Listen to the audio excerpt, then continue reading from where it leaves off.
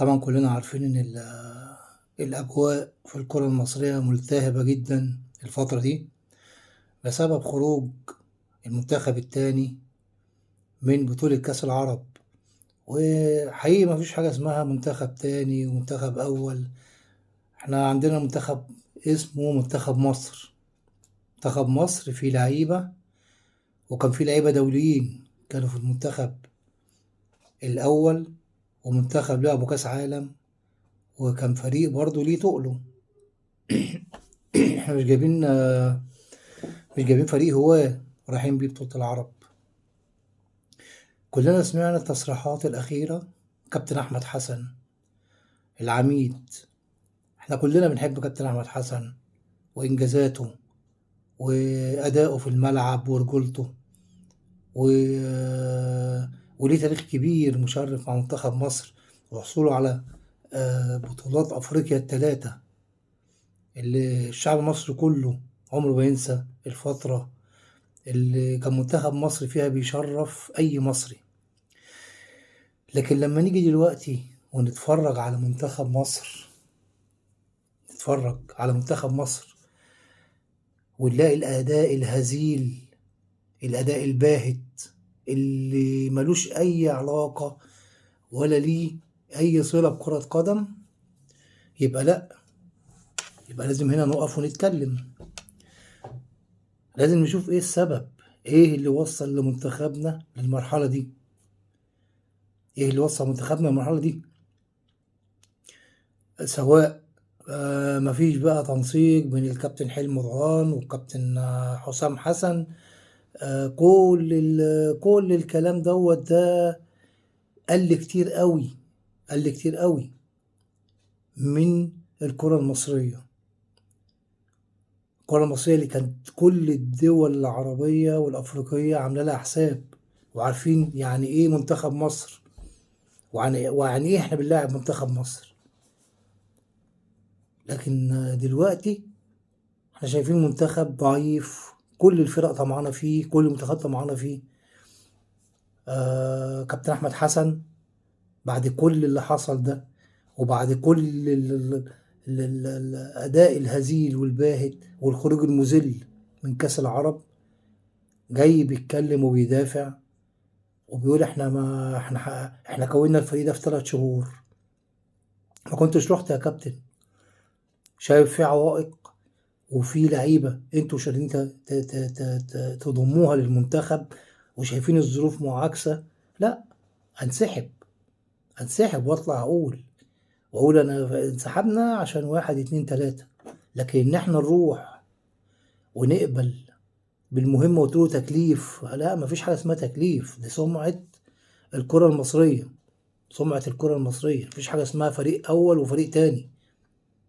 احنا الفريق اللي اتبهدل والفريق اللي اتذل وخرج بمذلة قدام الأردن وأداء باهت اسمه منتخب مصر، ما اسموش فريق تاني، منتخب مصر تاني. لا، ده منتخب مصر. كابتن أحمد حسن لعيب كبير ولعيب كلنا كنا بنحبه و... و... و... وكلنا ما ننساش التاريخ اللي هو عمله. لكن ما ينفعش التصاريح دي، عيب، عيب بجد. عيب لما يطلع ويقول احنا المهنة دي احنا اللي فاهمين فيها. انت مش مبيض محارة يا كابتن، مش مبيض محارة. انت المفروض لاعب كورة ولعبت وعارف المستويات عاملة ازاي المفروض تبقى انت اول واحد زعلان على اللي حصل، مش طالع تدافع يا كابتن. ما ينفعش. خلافات بقى حلمي طولان حسام حسن كل دي حاجات شخصية، احنا ملناش دعوة. احنا جمهور، احنا عايزين نتفرج على منتخب قوي، منتخب بيهاجم، منتخب بيكسب. احنا اقل من منتخب الشعوب اللي بتفرح منتخباتها زي المغرب وزي الجزائر وزي تونس كتير كتير، منتخبات كتير، وجماهير بتفرح بجد بمنتخباتها وبأدائها وبلعبها. ما بياخدوش، مش واخدين بطولات زي مصر ومش واخدين، لكن في أداء وفي أداء بطولي وبيلعبوا وبيأدوا. انما احنا بقالنا فترة كبيرة قوي بعيد عن مستوانا، بعيد جدا بعيد عن مستوانا. كابتن حسام حسن اعتقد التصريح اللي خانه برضو وكل السوشيال ميديا اتكلمت معاه وبقت ضده.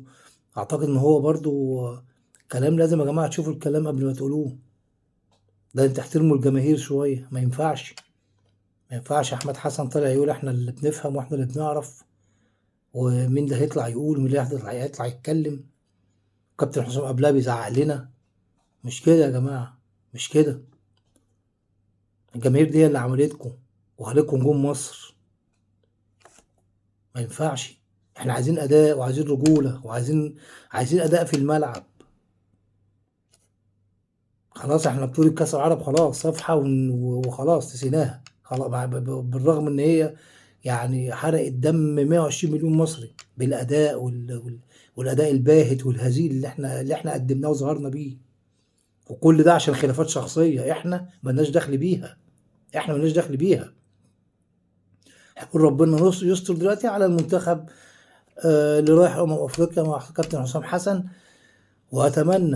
اتمنى كابتن حسام بلاش العك والخطة وتغيير الأماكن للعيبة. مش وقته خالص، مش وقته. وده هيبان في ماتش نيجيريا يوم التلات.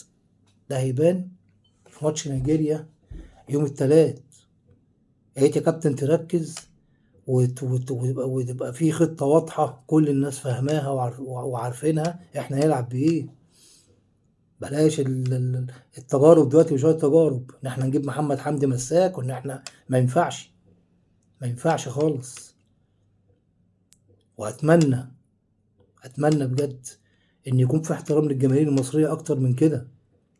يا جماعه في المنتخبات بتتغلب بره وبتخرج وبيروحوا يحيوا الجماهير ويسقفوا لها ومفيش حاجه، عادي جدا.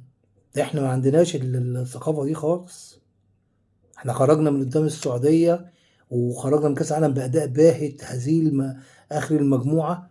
واللعيبه حتى ما راحتش حية الجماهير. وده حصل برضو في البطوله العربيه. النني راح يتخانق مع الجماهير.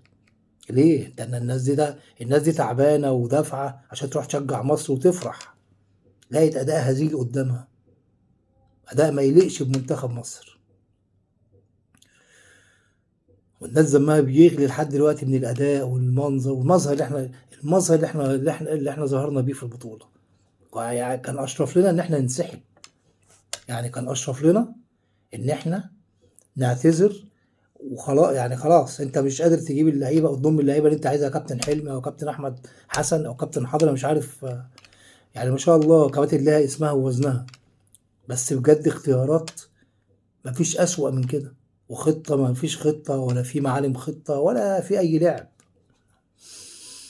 ف هنشوف يوم الثلاث مباراة مصر مع نيجيريا هتبين حاجات كتير.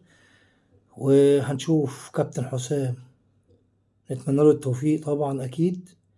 لكن اعتقد لو ما اداش اداء يعني هو كويس، اعتقد انه من غير زعل يعني ومن غير بقى ما احنا جايين آه، قيادة سياسية. لا، ما ينفعش الكلام ده. ما ينفعش. هتأدي وتلعب وتوصل ادوار نهائية، هتكمل وهنثق فيك وهنديك الثقة. لكن خروج مهين او ذل مرة تانية، الجماهير المصرية مش هتستحمل خبطة تانية للمنتخب. كفاية منتخب أسامة نبيه، كفاية منتخب أحمد الكاس، كفاية المنتخب حلمي طولان. أعتقد ده آخر فرصة للكرة المصرية تثبت جدارتها وتثبت إنها لسه موجودة وبقوتها في أفريقيا. نتمنى التوفيق لمنتخب مصر، ونتمنى من المدربين إنهم يحترموا أكتر الجماهير، لأن الجماهير دي هي اللي عملتكم. ده قلت أقول بس كلمتين، وإن شاء الله في كلام تاني هيتقال يوم التلات بعد مباراة مصر ونيجيريا. أتمنى التوفيق للكرة المصرية دايما. شكرا.